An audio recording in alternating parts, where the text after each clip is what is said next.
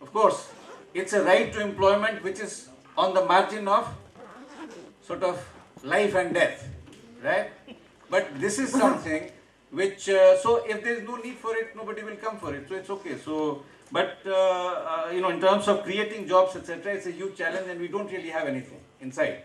We talk of all kinds of things, but we don't really do anything there. In terms of the support to the organized sector, because it creates employment, it's unfortunately a complete myth. If you go by the latest economic census, we have 5.85 crore enterprises in this country, of which the so-called organized sector, and I hope you know the definition of it, if you go by that, it is 0.278%. More than 99% of enterprises in this country are, this is economic census. I will not go into details for lack of time. It excludes a few things, but on the whole, it gives you a very good idea of the economy. More than 99% is in the unorganized sector, so to say. And if you look at the employment generation by the organized sector, it's in single digit, right? And if you think that these supports make sense because it generates employment, then that is, as I said, a complete myth. Other reasons have already been talked about why it's not a good idea. Those who are already well-heeled, to give them exemptions and so on. Is there any evidence to suggest that in the absence of this there will be no R&D, etc., etc.? So, if you take those factors into account, there is no reason to believe why there should be the kind of exemptions that we have had. If we take away even 50% of that, give it to health, education, and other much-needed, deficit sectors, we can do quite well.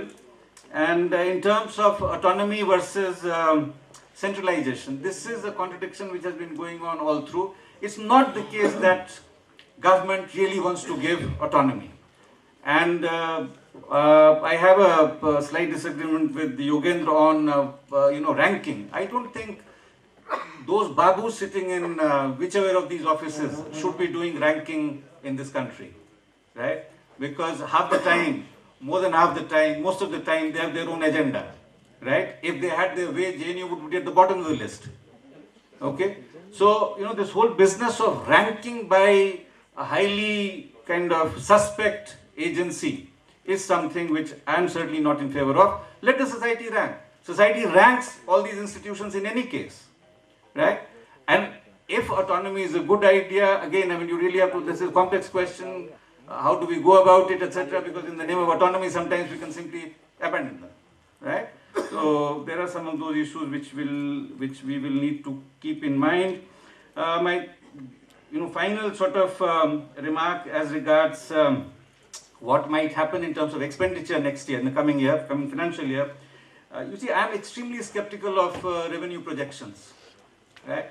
For reasons which I have already mentioned. Some of you have gone into further details, but it's on very shaky foundation. Both the growth figures and what might happen in the next year, and even, let's say, assumptions like what would come through disinvestment next year. It says 72,000 crores. Current fiscal, it's about 45,000 crores. That's right. It's a 60% increase from revised estimate to budget. Yes. So, and Dr. Arvind Subramaniam says there's lack of political consensus between states and center. I didn't say it. Exactly. Yes. So, given all these issues and given all the challenges, I'm feeling extremely uneasy. The way the numbers are being treated. The numbers are being sort of messed up in ways, and my very final comment, Chair, both in the budget and on 31st December, the Prime Minister said that under the Pradhan Mantri Mudra Yojana, there would be a doubling. Jaitley also said it yesterday. Now, you just look at page 17. What does it say?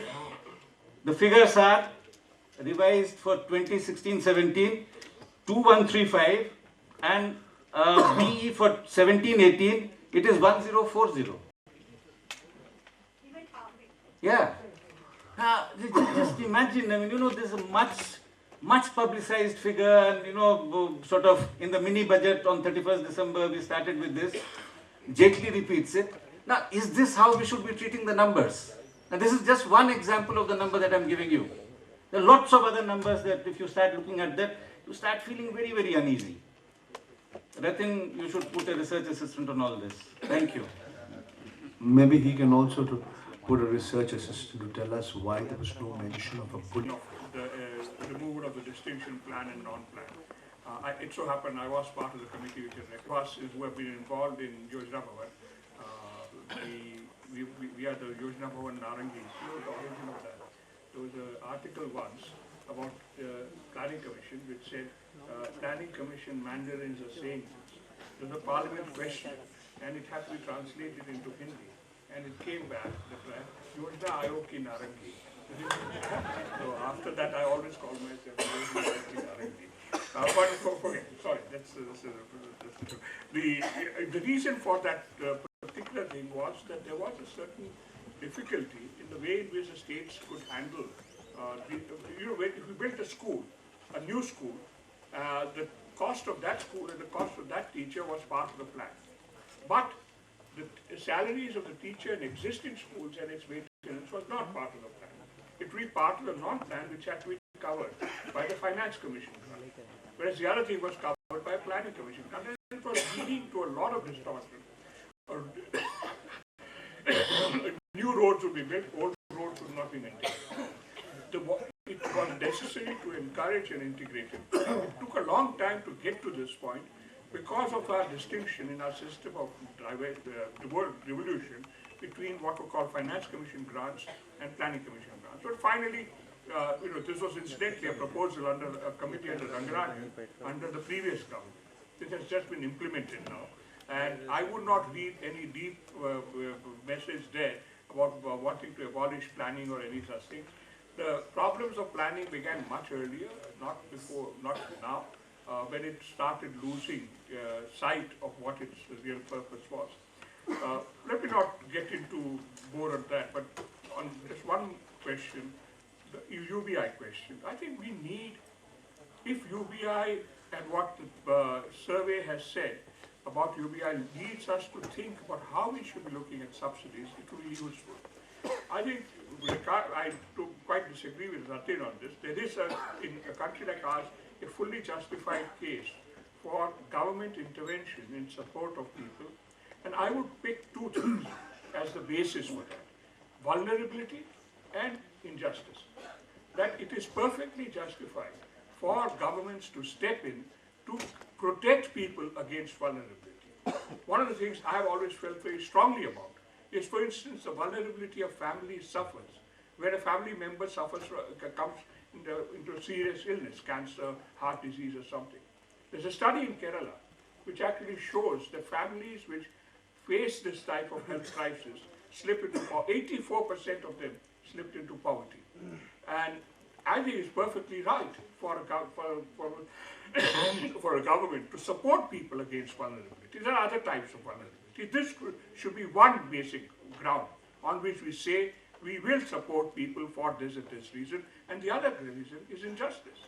We live in a country, in a society, which is deeply unjust.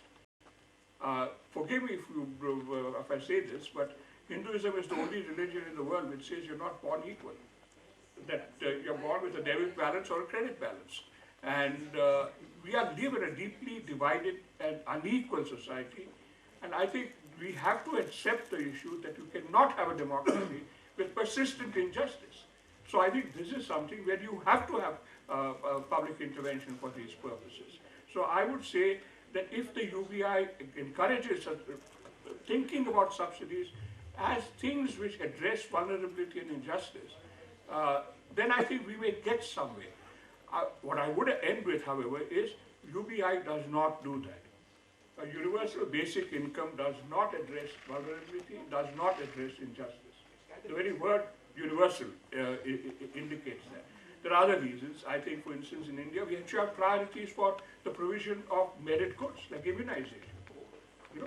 Why should, I think it's a very misguided idea. I would hope that it gets killed very soon, because I think it's totally premature. Even a country like Switzerland thinks it is premature. Okay. When all basic needs have been met, that country thinks it's premature. Now, why should we which will have a huge deficit, which will take us at least a couple of generations to correct. We're talking in terms of these fashionable ideas which are floating around to address the problem of growing unemployment and growing redundancy of employment in the Western countries because of our technology changes. So I personally am not true. I just want to end briefly on something where I was not entirely happy with the survey. Not for it's a brilliant survey intellectually, but it's a survey written by a very good, high-quality professional economist for other professional economists. This is a public document, tabled in Parliament. It must be something which is accessible to everyone. It must be something which gives information which will guide the market, which will guide political debate and discussion. It is not should not become a vehicle for dazzling intellectual performance. There are other vehicles which are available for that. So I would have a little doubt as to whether this, and the very fact that it is now being published by the Oxford University Press, that a document tabled in Parliament, financed through public resources, is now being published and marketed and sold by Oxford University Press. On that, I must say, analytically, it is flawed deeply. Apart from a lot of points which are not there, which are wrong, yeah. But it's basically in terms of analysis, etc. Sort of there's so much which is missing. So in that sense, it's a document which I think is much worse than economic surveys of 1980s and 1990s. Yeah. Okay. Look, we could have gone on and discussed many more issues. Regrettably, we are running about an hour behind schedule. Thank you very much. Do pick up this document. There's a lot in it, and I'm sure you'll gain good insight into many of the numbers and many of the numbers of the budget. And I want to thank the Center for Budget and Governance Accountability for putting this together. I want to thank everybody here. Annie Raja is no longer with us.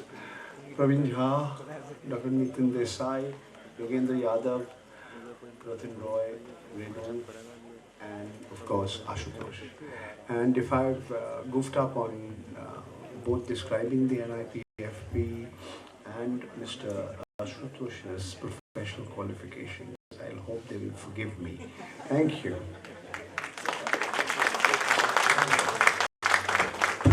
Thank you so much, Parag. Thanks a lot for moderating this discussion so well, despite not keeping well. Many thanks to our panelists for making this discussion really rich and insightful. Many thanks to Nitika for her tireless job in interpretation. And thank you to all of you. We're grateful to all of you for taking out time and being with us here until 9 o'clock. I would request you to please join us for dinner. It's being served in the banquet hall, which is in the basement. My colleagues will guide you to the banquet hall. Please join us for dinner.